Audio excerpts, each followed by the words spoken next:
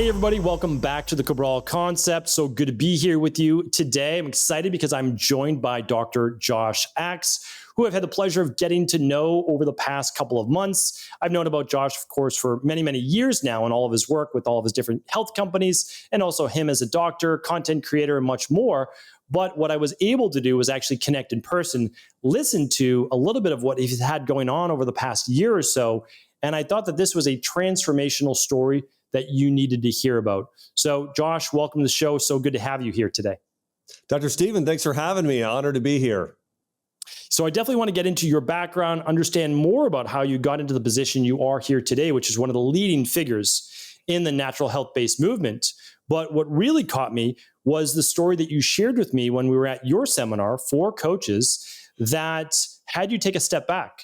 And I think this is important to share because a lot of people look at maybe me, definitely yourself, as saying, this person has it all figured out. They've got a great podcast, they're an author of a book, they've got a company that's doing well, etc. And they don't always know that you're a human being and that you have your own challenges. And just about a year or two ago, you ended up having a debilitating back issue, which left you essentially bedridden for about a year. And I'd love for you to share that with our community, but also how you overcame it. Yeah. Well, it's crazy, Stephen, because about a year and a half ago, I was sitting down with a infectious disease doctor in Florida. And here's my conversation with him. He said, Josh, listen, best case scenario, you're going to be in chronic pain the rest of your life and be the first person to know when bad weather comes through. Or he said, there's a really good chance you're going to be permanently disabled or even die from this infection. Wow. And you can imagine, Stephen, like you, a few months prior, I was in the best shape of my life. I was swimming, I was cycling, I was deadlifting, I was squatting, I was throwing my 2-year-old daughter up in the air in the pool. And to then be having this conversation with the doctor saying your life may never be the same and you could die or be permanently disabled from this spinal issue, I just... I had an incredibly hard time with it. There are emotions I never experienced before that I experienced. Despair, hopelessness. I did that for a day or two, and then I realized that's not serving me. I really have to work on my mindset for healing. And to go back to give people a little bit more of the story of how this happened, I was lifting weights and injured my back just lifting very heavy weight and not having proper form. And I went in, got stem cell therapy once, and I did everything else you can imagine, like what you and I teach, omega-3s and lots of collagen and a really good diet, got somewhat better. But I still had this nagging issue that wouldn't completely go away. Got stem cell, got a lot better.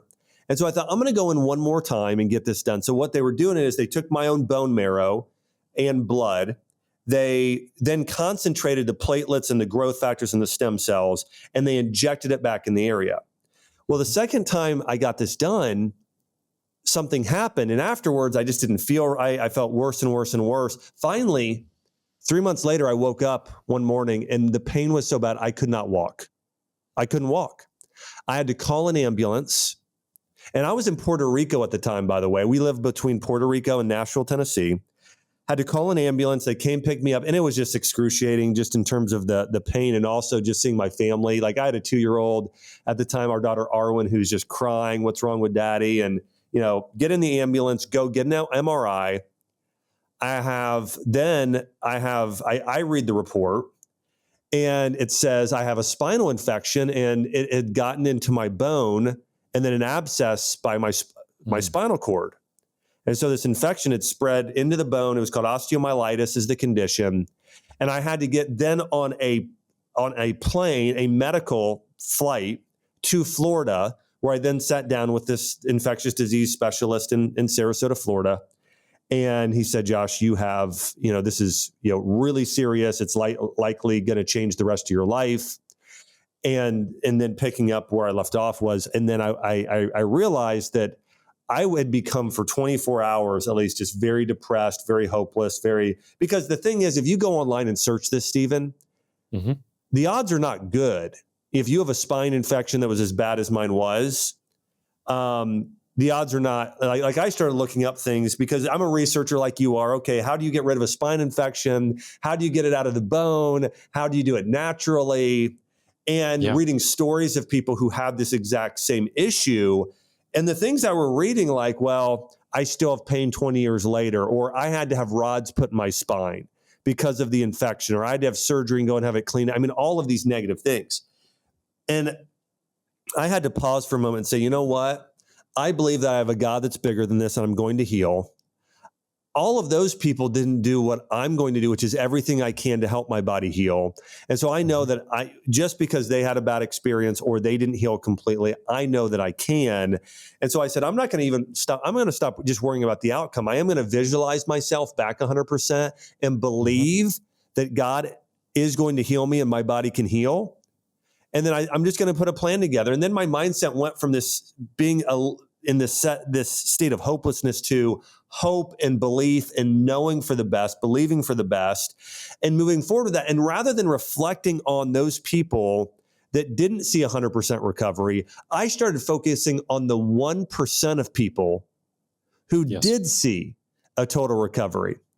And so I went and I started. Now, by the way, I had to do IV antibiotics, which I hadn't taken a medication really since I was like 18 years old, and I'm in my 40s. So I had not taken a medication in a long time. And the doctor originally said, you may have to be on this for 12 weeks. So 3 months of straight antibiotics, 6 weeks on IV, 6 weeks. And so I said, okay, well, you know what? I know this is serious. I've got to get up antibiotics for a short time, but I want to limit the damage and I want to do everything I can naturally to heal. And so I read a medical study on hyperbaric chambers. And it said, if you get in a hyperbaric chamber with a spinal infection, we were able to get down the antibiotic time down to 4 weeks. So down, dramatically 1/3 of the time. And so I did that. I got in a hyperbaric chamber, a hard chamber for 2 hours every day. I did IV antibiotics, but I only did them for 4 weeks. And while I did them, I was doing high dose probiotics during the time I wasn't doing that. I followed I did some clay, a small amount of clay I consumed, lots of organ meats. I took some things to really help with my glutathione production and protect my mitochondria, some supplements for that, like astragalus, reishi, and then a specific glutathione. And so I did all these things. And I started after 2 weeks of the treatment. At first, I didn't actually feel any better. I kept feeling worse. Finally, I woke up one day and I'm like, okay, I think I might be 1% better. Now, this was after at least a month of not walk. Actually, it was a little bit longer than that. And then the crazy part was it took me 10 months before I could walk with a walker, and then 2 months on a walker. So it was almost 12 months of me not walking before I was fully back to where I was. Now, I want to share this. The good news is right now, here's the crazy part. 1 year ago from today of us doing this interview, I was not walking yet. Now, next week it will have been the first time I was able to get up on a walker. But 1 year ago from today, us doing this interview, I was not walking yet. And that's so it took me a long, long time. The other crazy part about this, I haven't shared this on an interview yet, but I had to learn how to walk. I had to relearn how to walk. I mean, when I first started trying to walk, because it was so long, I got this terrible vertigo and my body was not used to being upright in gravity. So I had all kinds of neurological issues, but eventually, again, I was able to heal. Now I'd say I'm probably about 80% back. I'm lifting weights. I'm playing with my daughter in the pool. I'm walking. I'm swimming. I can't quite run yet or lift heavy, but I should be able to in a few months. And so I'm already better than that doctor said I was going to be. And so, I think that I learned a lot through this process of regenerative medicine and cellular medicine of how to heal the cell. So I'm really grateful that, this pain is going to be turned into purpose and helping other people heal at a greater level. But that's essentially been my last, year and a half. First, congratulations. That's not an easy feat because you can have the plan and just like you focus on the 1% of people that actually did heal and make a full recovery, but you still have to do the work. And you have to do the work when no one else is watching, when you could easily not do the work. And you need to do it every day. And I also think it's important to call out that there is a time and place to call on conventional medicine. Yeah. And use antibiotics when it's a life-saving condition. And when you have a staph infection or you have some type of spinal-based infection, and you're saying, I think I'm going to try to do this just with grapefruit seed extract or oregano, or if there's a chance that you're going to die if you don't use the antibiotics, even as a doctor of naturopathy, I say use the antibiotics. We can fix the gut, just like you were saying. Use the glutamine, the zinc carnosine, the collagen, all the great things. Yes. But you got to stay in the game. You have to keep yourself, in the game. And I think that's what you did. And then the add-ons, the hyperbaric. I mean, there's a lot of people talking about now hyperbaric oxygen therapy or exercise with oxygen therapy and the benefits for specific diseases, but also for anti-aging, for Alzheimer's, for mitochondrial health, and so much more. So that's an interesting one, because the other thing is hyperbaric oxygen therapy is not as easy to get. It's not as easy accessible. It's very expensive, but more and more clinics are popping up where you can do an hour or 2 hour session at a reasonable price instead of making that investment. Is that what you were able to do, or did you actually make the purchase, have it in your house, have easy access to it? Well, at first I wanted to get in a hard chamber because my infection was so deep, when you're in the bone. So hard chambers are a little stronger. They help drive it deeper into your body. But yes, I did buy a soft chamber for the post after 30 days for me to get in myself and start doing it on my own. Well, the reason I ask is that many people that have experienced the benefits of it do then say, this is worth it. I'm going to make the investment. I'm going to purchase one. I actually did that with EWOT, with the exercise with oxygen therapy. Yes. And it's because so first of all, like if you have brain fog and you hop on with EWOT, it's immediate. Like you're getting rid of that brain fog in 5 minutes. Like that's it. I also saw this clinical studies on people with viral-based issues or upper respiratory issues and even circulatory issues, Raynaud's, et cetera, and just driving the oxygen through the capillaries and opening up spaces in the brain and, let's just say, the extremities that weren't there before. So it's one of those things that, again, if you can use it, I think there's tremendous benefit. Yeah, absolutely agree. And I love that therapy you're talking about. I've done the exact same thing, for exercise as well. And it's been fantastic. So just to stay on this one little bit before I talk about what transpired during those 12 months as well, because it led now.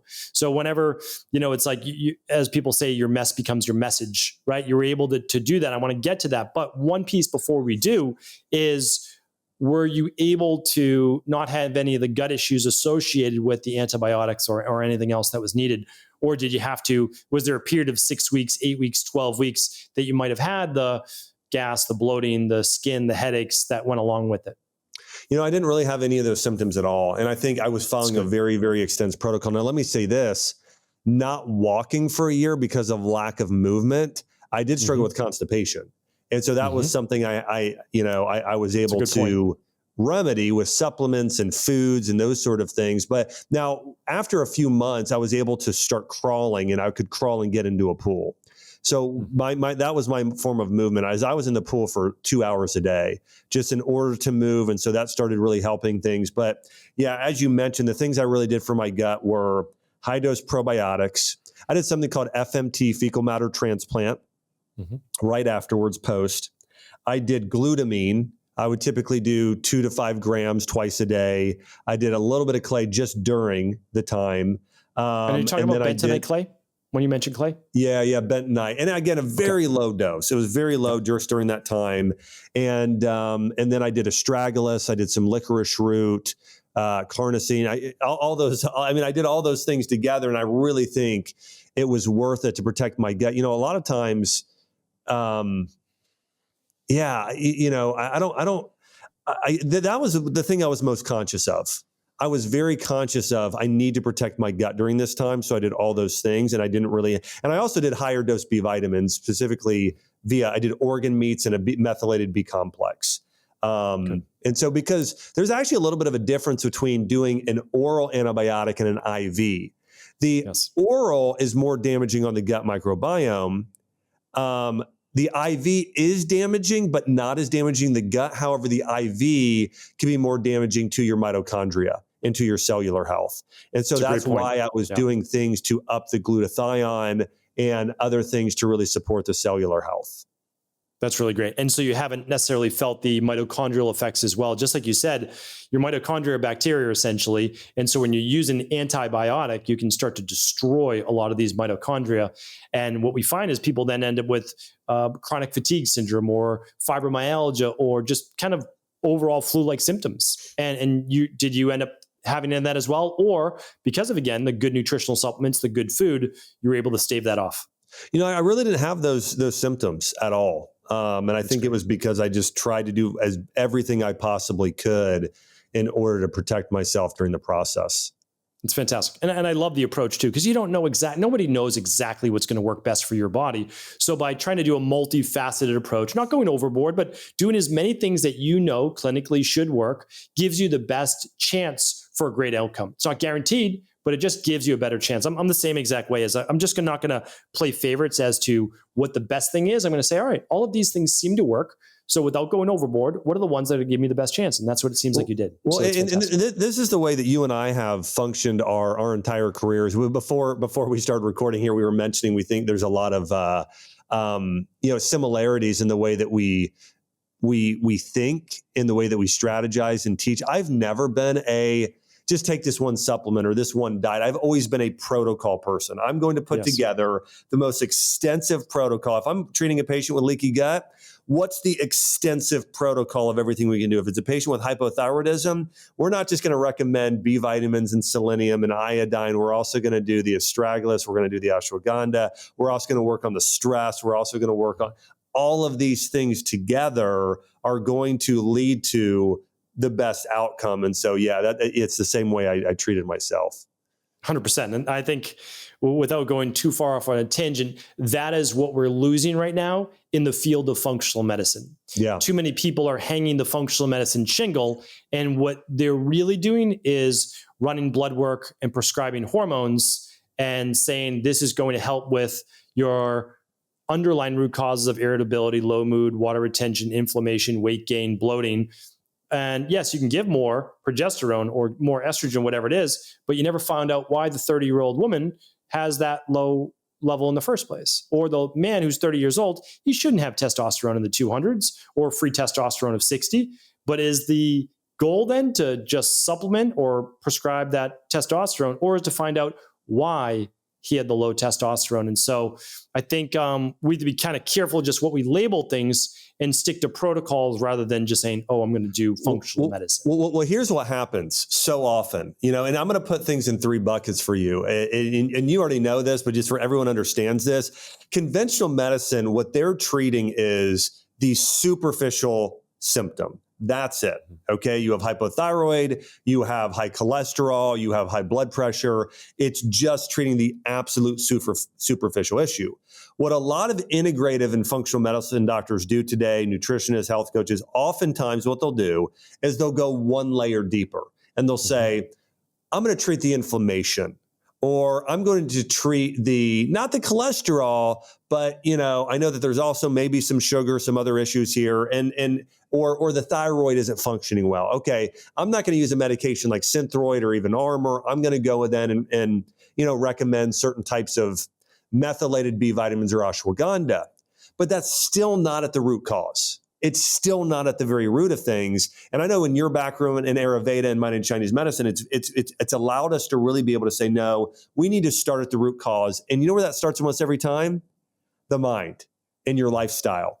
It's your stress levels. It's your not getting enough sleep. It's your diet's poor. There's a lifestyle mindset issue. It's lifestyle medicine. It's mindset medicine. It's foodist medicine. It's those things that we need to go and address and actually get to the root cause, because I see this all the time where, again, people go in, even though they're more of a natural practitioner, it's like, and I've heard you talk about this before, so that's why I'm going to share this.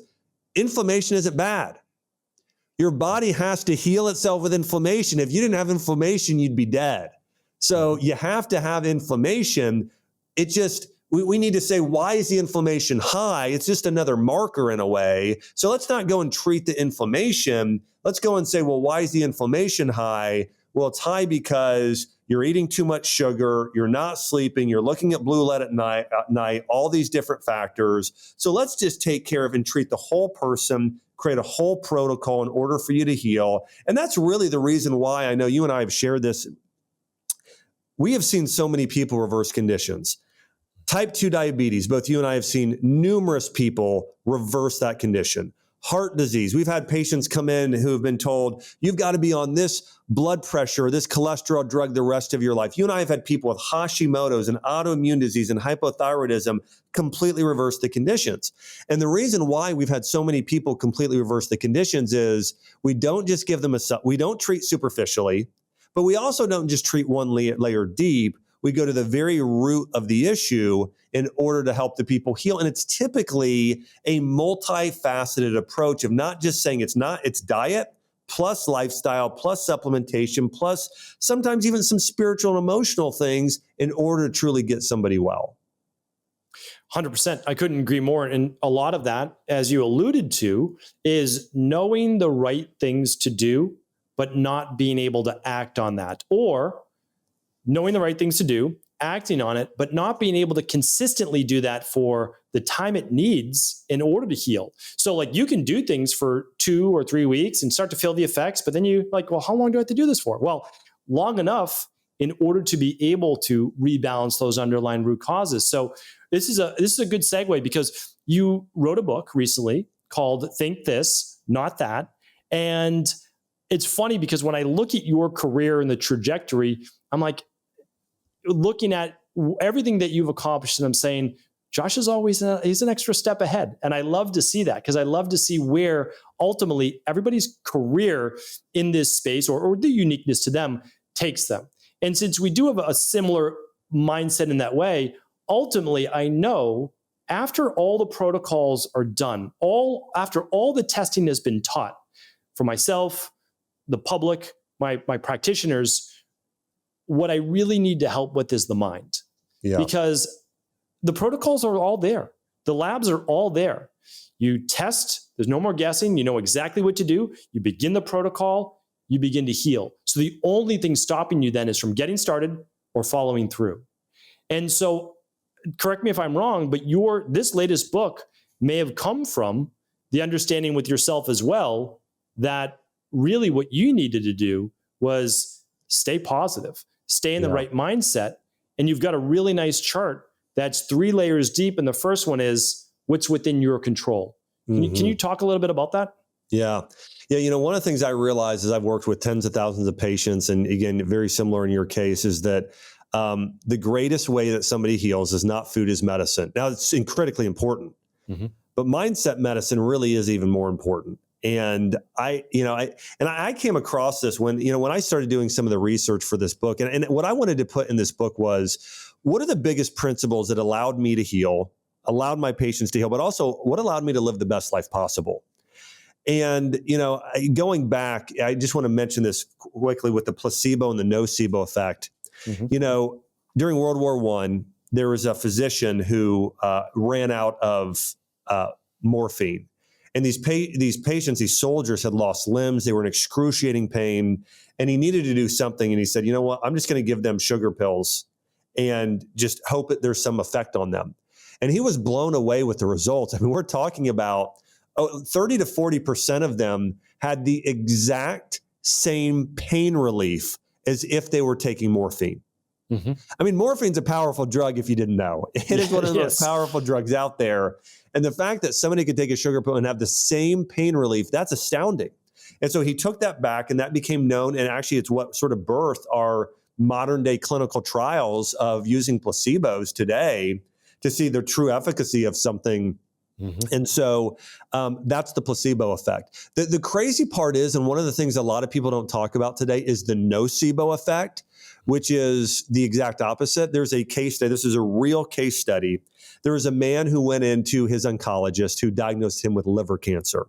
And the man was told he had 3 months to live. The man died about 3.5 months later. They went and did the autopsy, and they found the man did not have liver cancer. They misdiagnosed him. And he had a simple benign tumor attached to his liver, and it wasn't cancer at all. He could have lived another 30 plus years.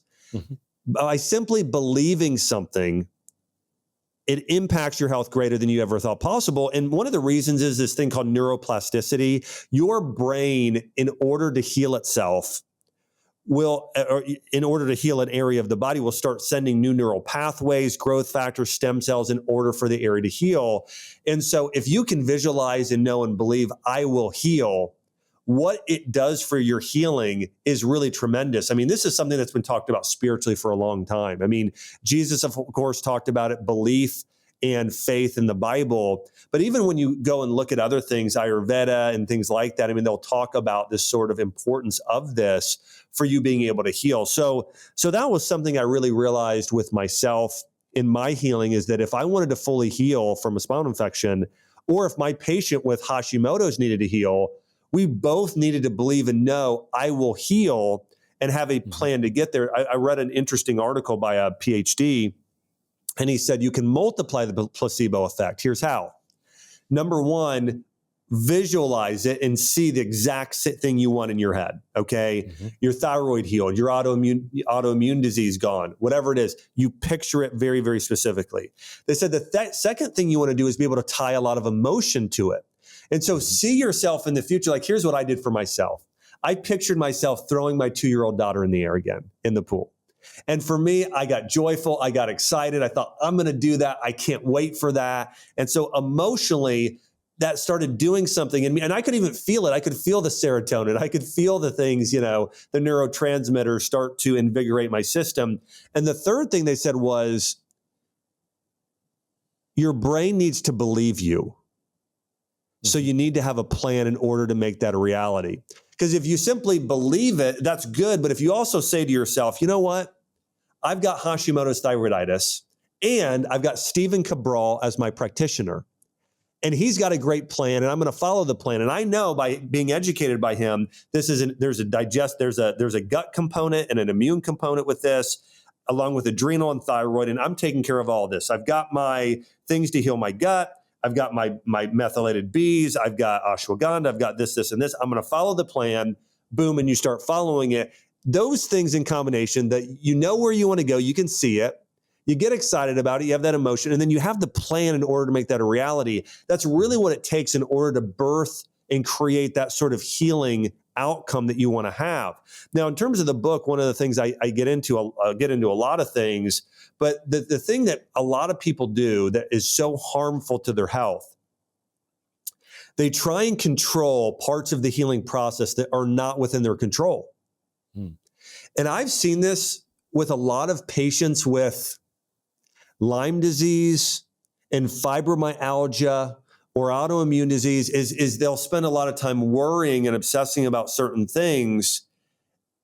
And it actually is sending them backwards. It's keeping them from healing, because the emotion of worry takes up a lot of bandwidth of your digestive system. It puts you in that more of that sympathetic state. And really, you need to be in parasympathetic in order to, or more often in order to heal. And so that is not doing you any good. And so really being able to say, okay, what can I control? I can control what I eat. I can control making sure I show up to my appointment. I can control getting out and walking every day. I can't control whether I actually heal or not, or fix the, or changing a relationship in my life, or whatever it is. So that's one of the things I really get into, is how to only really focus on those things that are within our control that really can help us heal. Yeah, I mean, that's an important one right there is, and what I try to share with practitioners as well, is that you need to believe if you want your client to believe, because they need to borrow a little bit of your confidence because they don't have it. And most likely you're not the first practitioner that they've come and seen. So you're talking about now convincing someone to try a new nutrition plan, lifestyle plan, supplement plan for the 6th time. And it might not be radically different than the 5 times before that. So why now is this time going to work? It's just like you said, because you as a practitioner have a track record. You'd helped people before. You also have a plan that they're going to implement, and they know that you're going to be with them along the way, which is sometimes the biggest difference. They've never had anybody to help hold them accountable, to check in on them, or just to show that they care. Like, caring is part of what we're supposed to do. Yeah. Conventional medicine is a cold form of medicine. But natural health and health coaching is and should be a hand-holding based approach. And so I really like that. The other thing too is people ask all the time, what's the number one thing? I'm sure you get asked as well. How long will it take before I get results? Or how long will it take before I heal? Well, I've never been in your exact position. I've never worked with someone exactly like you, even if they've had the same dis-eases of the body. All I can share with you is we know what's wrong. We have the plan in order to help rebalance that, but no doctor or health coach heals the body. The body, in all of its innate wisdom, heals itself. Yeah. And you just have to help put it in position to heal. And the last thing I would say is, I completely agree that some clients don't get well because, to quote the great Jim Rohn or Zig Ziglar, that they major in minor things. They're focused on the last little things that just don't matter instead of all the amazing recoveries that they've already made. They're like, well, sometimes at 4 o'clock, I still get a little, tired. Okay. But you have no more joint pain. You're sleeping well. Your hormones are balanced. You're back at work. Yeah. Yes, but life not perfect. And so sometimes when we're focused on perfection, rather than everything else is going well, it can be detrimental to our psyche, which then just spirals back to the physiological part. Go ahead. Yeah. Another point you made here, and I want to emphasize it, is that there are so many doctors that have robbed patients of their miracle and of their healing. Because oftentimes people go into their doctor and their doctor tells them, you got to be on this drug the rest of your life. You can't reverse this condition. Hey, you've only got a 20% chance of living, like they did with my mom when she had cancer. And that's not good for healing. In fact, it's breaking the Hippocratic oath of first do no harm. You're literally harming the patient because you're taking away their belief. You're harming their faith. You're taking their hope away from them. And even clinically, in terms of the studies, that's not best for the patient outcome. So this is why I want to encourage anybody that's a practitioner watching or listening to this. The first thing that you need to be as a practitioner is giving people hope. Now, not false hope, but you want to be giving them hope and encouragement and supporting them in belief. I mean, I was very conscious of this when I ran my practice. I told my patients, listen, when I have a patient, when somebody walks in the front, when my staff, I said, when somebody walks in the front door, they need to be greeted with just an overwhelming love and compassion and hope in this clinic, because that's really what we want to, because it helps healing. That's why we're not doing it for any other reason, that it helps people heal. Mindset is very, very important for healing. Even here's another point with the importance of a healing mindset. Having a purpose. There are studies that show that once somebody retires, if they don't find something afterwards that they can be passionate about, they die early. It takes years off their lifespan if when somebody retires without something then to have to do afterwards. And part of that is there's not purpose there. A lot of people don't fully heal because they don't have a purpose or they lost their purpose. Now, there's another saying that I often have shared. It's you have 99 problems until you have a health problem, then you have one problem. And that's the way a lot of that was my story, by the way. I had all the, they have these different problems, things going on in life. Okay, a spinal infection. No, this is my only problem I have right now. And so that is a reality. But I think that by the way, in Chinese medicine, and Ayurveda believes the same thing, but Chinese medicine, part of what builds qi in your body, qi, is purpose. Those are tied together. Whereas your identity is tied to more of what's known as the earth element. It's more of the stabilizing force in your life that also feeds that. But your purpose is really tied to your qi. And so if you don't have a future outcome that you're excited about in life, and you don't have a purpose, it actually depletes your body's battery, your adrenal glands specifically, but also your cellular mitochondria, of not giving your body the energy it needs in order to fully heal. So it's also important, if you're in a state in life where you've got a medical condition, you need to say, okay, I'm going to heal, and I have this purpose, this thing that I'm called to do, of part of why I have to get healthy. I got to raise world-changing kids. So it's important as a parent. I'm going to go on this mission trip. I've got this calling where I'm a communicator. I'm a health coach, and I need to help other people heal. So having a purpose and being aware of what your purpose is. I mean, one of the stats I get to in the book is only 25% of people know what their purpose is. So if you can go get clear on and here's how to find your purpose. I was just going to ask, because you have 12 mindset shifts in your book, and this is number 4. And so there's 4 components to creating your ikigai, which I'd love you to explain. It's one of my favorite things, because people ask all the time, well, yeah, you found your purpose because you were sick and then you got well and you wanted to share that with people. And yes, I did. 10 years of misfortune led to my fortune. That led to my benefit of feeling blessed that I was called to do this one specific thing. Is it easy every day? No, but it's not supposed to be easy, right? Your purpose isn't easy. So I'd love for you to share, though, well, how do you find your purpose if it hasn't found you? Yeah. So there are 4 components. One is by far the most important, and then a second is the second most important. But here's the number one thing. There's a problem, and that problem breaks your heart. You really want to help it. I mean, you really feel compelled, like this is not right in the world. Like, here's the example. When my mom was diagnosed with cancer, when I was in junior high, I felt that. I felt this is not right that my mom is losing all her hair and crying every day and throwing up in a bucket and just about to die, or feeling like she was going to, like, this is not right. And I want to help that thing. So that's the first component, is that there's a problem and you want to solve it. The second part of that is you feel passionate about, like, you're called to help with that. Okay. The next thing is, what are you good at? What are your strengths? Okay. That's really the third part there, is like, how can you contribute to that? Again, if somebody's sick, like with my mom's not a doctor. Okay. But she feels compassion for people who have cancer. So one thing she does today is she'll teach them how to make green smoothies, or how to eat better when they have cancer, breast cancer specifically. So my mom does that with a lot of women. She also teaches women how to meditate and pray and do things to heal from cancer. So my mom, that's something she does. But again, it's what's the problem that needs, solving in the world? What breaks your heart? What is that thing that you really want to help? You're passionate about this. The third is, what are you good at? How can you contribute? And the fourth thing is, is there a way for you to be rewarded doing it? Now, sometimes the reward is rewards in heaven.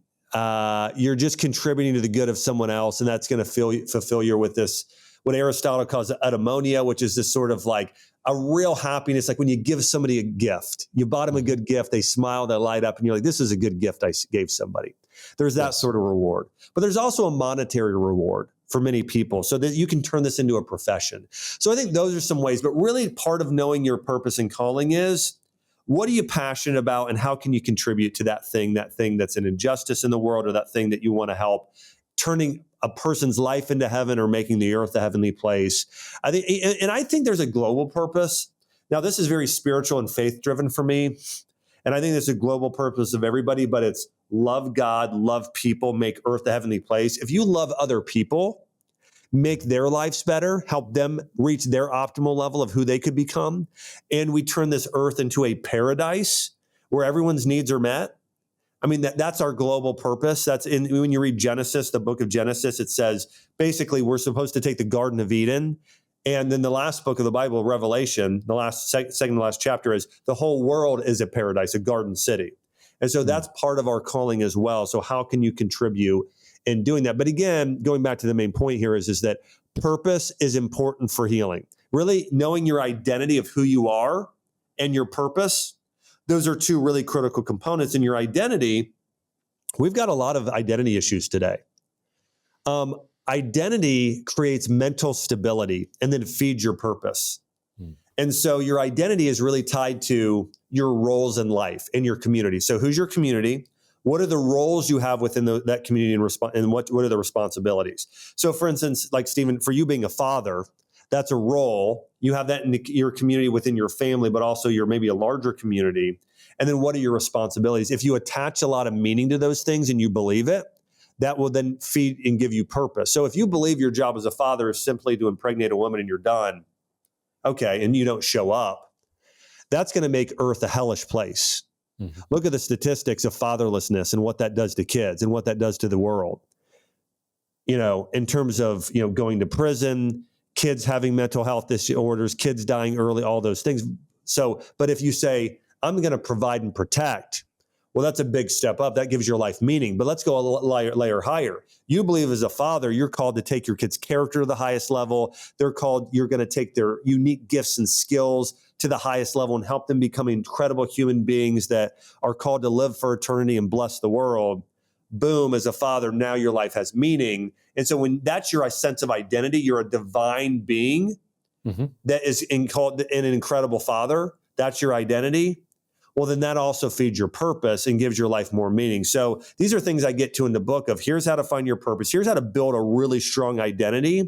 And these are important for healing because a lot of people that are sick, the greatest part of their identity becomes their sickness or their illness. Yes. And that's not healthy. And Chinese medicine was very aware of this, and so was Ayurveda. They never gave somebody a condition. They said, you've got a pattern going on. Okay. Your body's too hot internally or too cold. It's too damp or too dry. There's not enough movement. There's a stagnation. So they gave them, they told people, you have a pattern that's off. Let's just fix the pattern. But today we give people identities of you have fibromyalgia, you have cancer, and it actually creates a very unhealthy mental health issue when somebody starts to relate their condition with who they actually are. Without a doubt. I mean, you just like you said, you gave someone a new identity. So I was a autoimmune sufferer or an Addisons sufferer, chronic fatigue sufferer. But after a while, you start to get attention because of your sickness.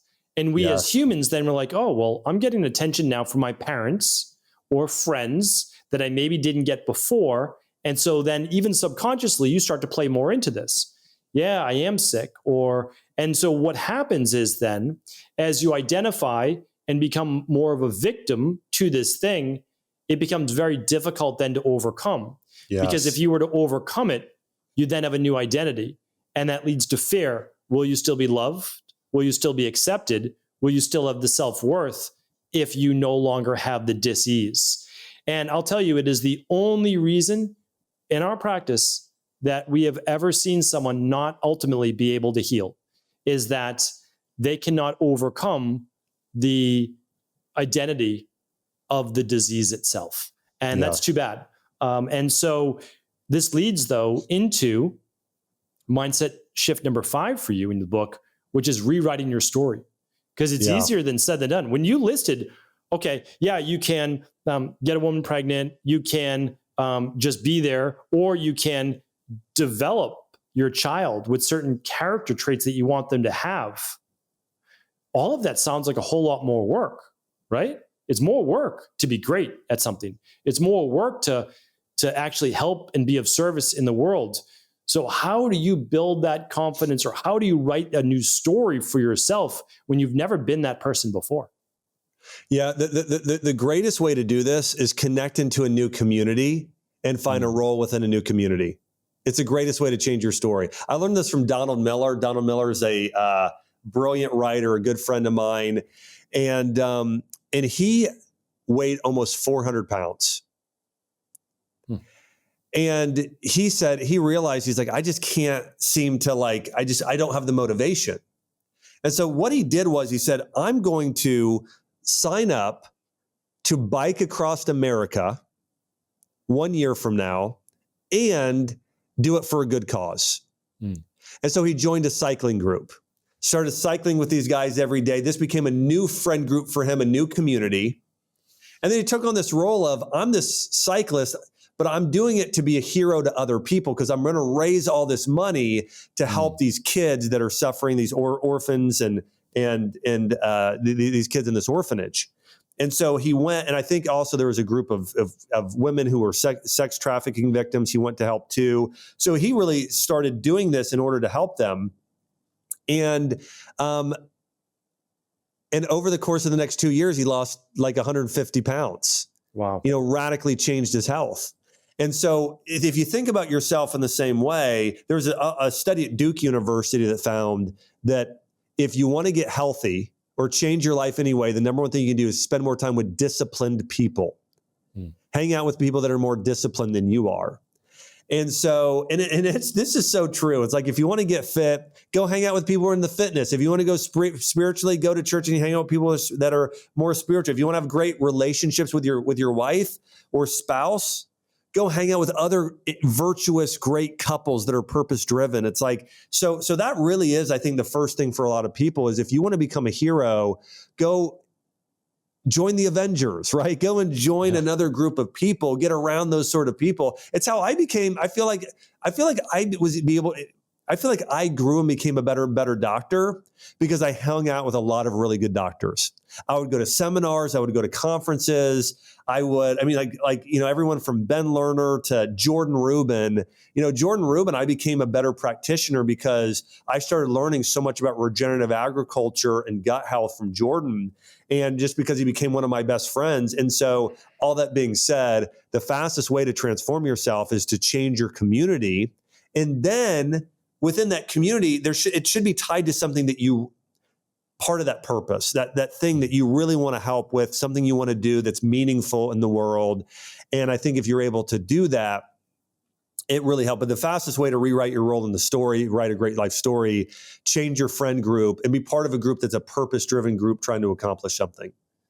Yeah, I love that. And as you're sharing that, I'm thinking to myself, even on a subconscious level, I have amazing teams at the health companies that I run, whether it's IHP or Equal Life. And what I do is I put out into the world to them what I would like to accomplish for our community. And then by saying that, first of all, I'm held now accountable because I need to do the work. I'm accountable to them, but we all gather around. So it's multiple people, like in the old mastermind-based thought process.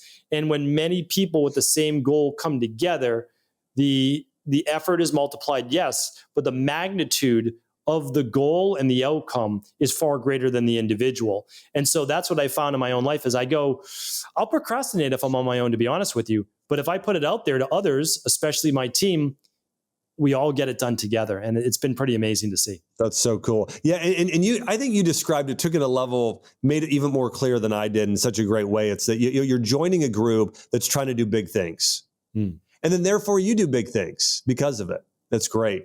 Well, let's talk just a moment about the live event aspect to it, because I didn't really think we do a lot of everything we do is virtual for the most part. Our certification's virtual. We see people online virtually on video, just like we're chatting right now.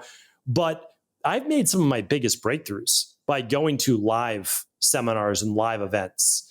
And it's not necessarily that the information was profound or riveting, but I was in a different state of being at the event.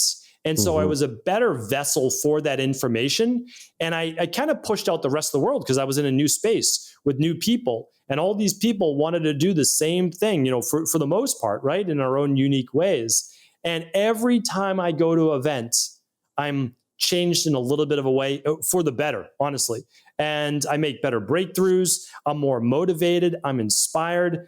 I'm just wondering if you have some thoughts around that, if you've seen it in your own life, and if you've made any major breakthroughs by getting out there, out of this virtual world we live in, and actually attending these events.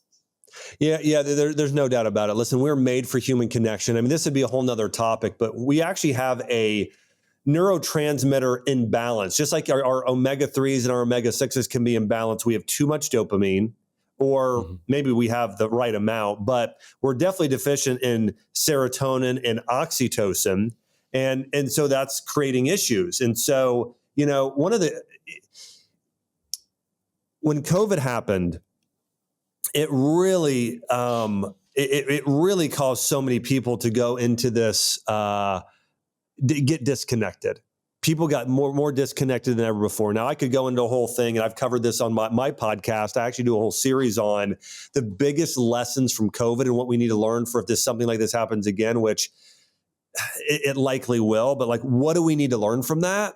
One of those things is humans need to be connected. We need to be connected. We learn more. We grow more. You can only build relationships like this. It's important for health. Like oxytocin is very healing for the heart and calming of the nerve system. I mean, we talked about getting your body in a more healing state, hugging people, high-fiving, putting your arm around somebody, just having deep, intimate conversation with friends in person, it is way more meaningful, way more transformative than just texting somebody or messaging them on social media or spending time with a device rather than a real person. So I think for us to heal autoimmune disease, cancer, everything we could think of, the most important thing is, one of the most important things is this level of human connection. So I do think it's vitally important. And to your point, whether it be just, connecting with, going to church and connecting with that sort of group, a support group, just hanging out with your best friends, that's great.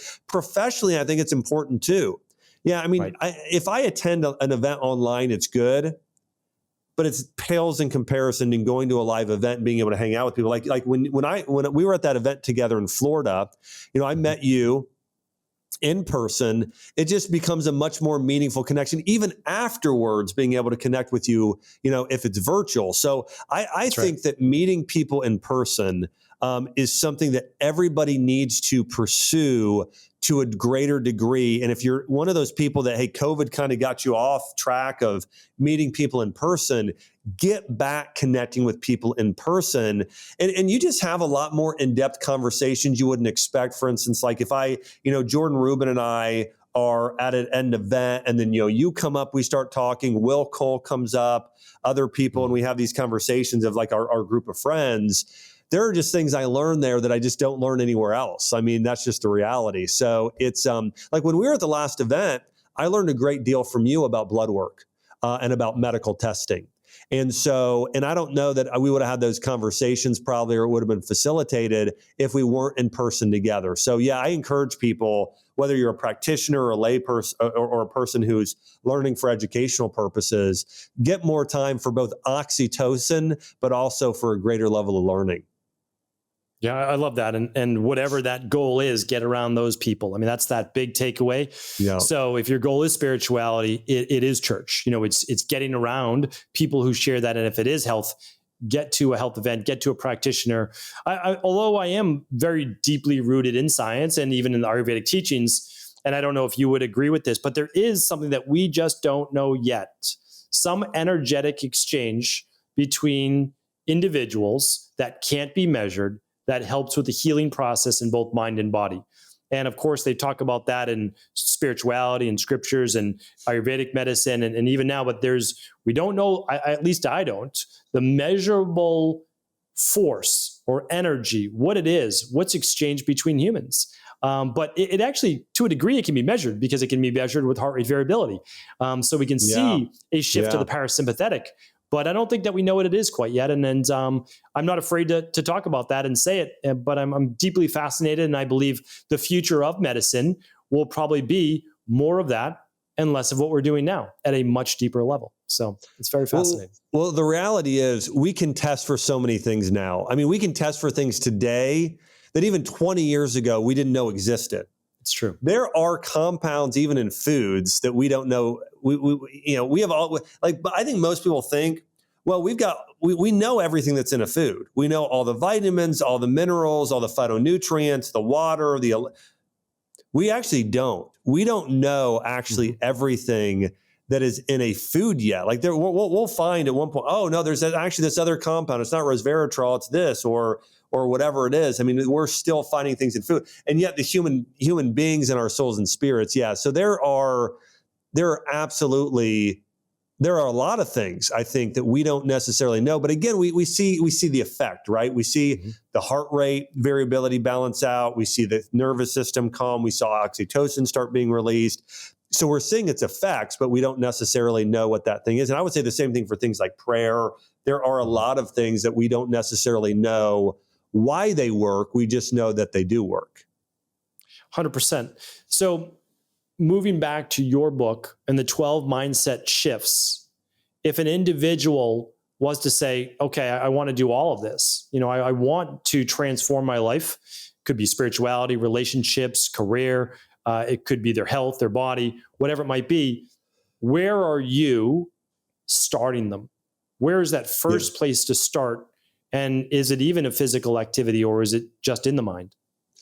Well, I think it's actually a simple exercise, and it's this: define and become aware of what your limiting beliefs are. And I want to go back, just share a quick story of something that impacted my life in a radical way. When I was a freshman in high school, I had a teacher ask me to stay after class, and I was not a good student. And I stayed afterwards, and she said, Josh, what do you want to do after high school? And I told her I want to be a doctor. And the reason is the year prior, when I was in junior high, my mom went through cancer. And so I decided I wanted to be a doctor. Well, when I told her that, she literally laughed out loud. And she said, Josh, listen, you'll never be a doctor. She said, with your GPA, she said, first off, she said, my own daughter has a 3.8 GPA, and she barely got into med school at Ohio State. And she said, for you, she said, listen, you're getting a D- in my class. You got an F on this paper. You just need to start off trying harder. You'll be lucky to graduate high school.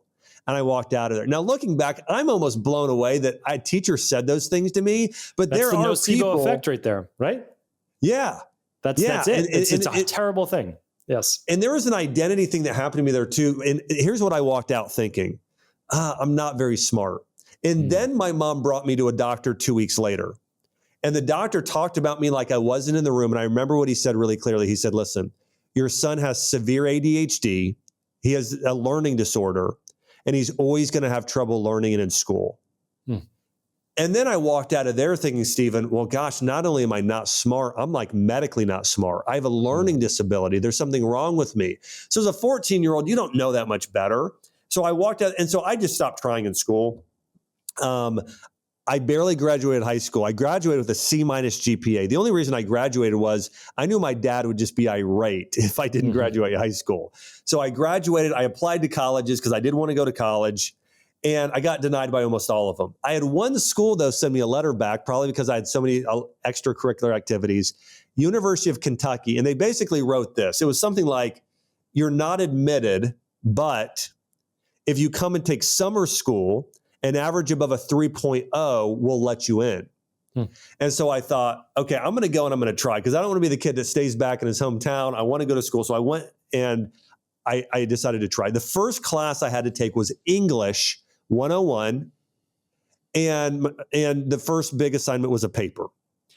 And I remember I turned the paper in, I tried really hard. And then a few days later, the teacher, her name was Miss Williams. She said, Josh, can you stay after class? And to be honest, my initial gut reaction was, oh no, this is deja vu, not this again. I probably failed. And she goes, Josh, what is your major? And I said, I don't have a major. And she said, well, hey, I want to let you know that I think you should consider being an English major or a journalism major. And I said, okay. And she said, because you got the highest grade in the class, you got an A on this paper. She said, I really think you're a really gifted writer. And she said, great job. And I walked out of there thinking, like, I never had a teacher ever say something like that to me. And I then started believing myself. Later the next year, I changed my major to pre-med. Eventually, became a doctor. Eventually went to Johns Hopkins University, graduated there with a 3.9 GPA, and then wrote books, started a supplement company, Ancient Nutrition, did all these things. Here's the craziest part about all that. If I would have held on to that one single limiting belief, I don't think any of that would have happened. And there are so many people today that have one limiting belief or a few that are holding them back from any dream or fulfilling the greatest things that they're called to do. It could be writing their book. It could be a health breakthrough. I mean, again, another limiting belief is you go to a doctor, they tell you, you got to be on this drug the rest of your life, or you can't reverse this condition. And we believe them. And that's not true 99% of the time. And so that's the first step in the book is I really walk people through, here's how to identify your limiting beliefs. Here's how to break through them. And this could be health beliefs. There's a lot of those, but there's also beliefs about yourself, about God, about others, about the world. And so I go through how to identify those, how to break through those. And there's a big part of the book that really gets into, how to do just that. That's amazing. I want to keep it there because that is the exact first place I believe is well people should start with those limiting beliefs. Because if you don't become self-aware and you don't take care of them now, they're always going to self-sabotage you in the future. So that's amazing. Right now, I'm holding, if you're not watching this on video, Think This, Not That by Dr. Josh Axe. Amazing book. I got an early copy. I was able to read it. It is fantastic. As I shared with you, Josh, before we even got on the call, it's my type of book. It has the diagrams. It has the action plans. It walks you sequentially through what you need to do. And such a big believer in the mindset and the psychology affecting our overall physiology and how we live our life. So I appreciate you being here on the show today. This was amazing getting to chat with you. Can you share with people how they can find out, well, first of all, where is the book available and how they can learn more about you and the book? Yeah.